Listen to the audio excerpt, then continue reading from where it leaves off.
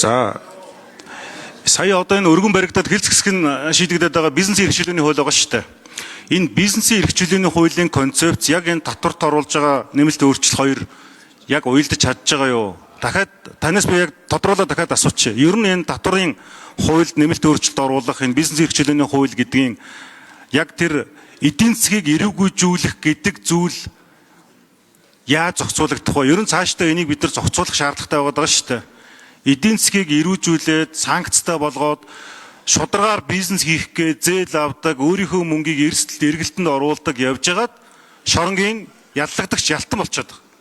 Тэр Монгол улс бол бизнес хийх иргэдийн идэвхжил олон улсын дунджаас өндөр мөртлөө бизнес талгаатай байгаа татвар болон бусад зүйлсээр дарамтлаж байгаа, хүн зурдал гаргаж байгаа, авилга хэл ахуул нөхсөв ихтэй байгаа учраас энэ өөрөө эргээд Transparency International-ийн дохоо одоо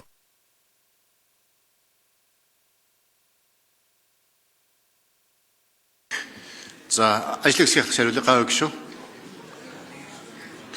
За манайх бас дээрээс нь танд бас хэлхэ марцсан байна. OECD-ийн нөгөө хил хязгааргүй татврын алба гэдэг конвенцэд нэгдэж орсноор одоо компани бүрээр хил дамс одоо олон улсын компаниудын одоо Монгол үйл ажиллагаа явуулж байгаа байдлаар бид нар тайлангаа солилцох боломж бүрдэж байгаа. Тэр нь одоо 2028 онд сэргэж эхэлнэ. Тэгэхээр Монгол улс одоо мөнгө угаах байт юм эсвэл одоо татвараа шилжүүлэх байт юм. Тэр боломжууд дээр бид хяналт авах боломжос бүрдэж байгаа. Хоёрдугаарт бол бизнес эрх чөлөөний бид нар бол үндсэндээ л энэ татврын хөнгөлтүүд бол энэ төрөө жижигхэн болгох, төсвөө жижигхэн болгох.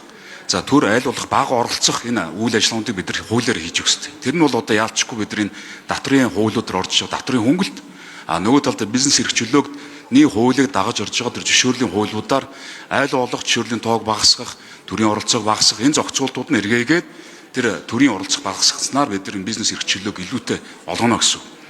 За гуравдугаарт бол энэ хамгийн том асуудал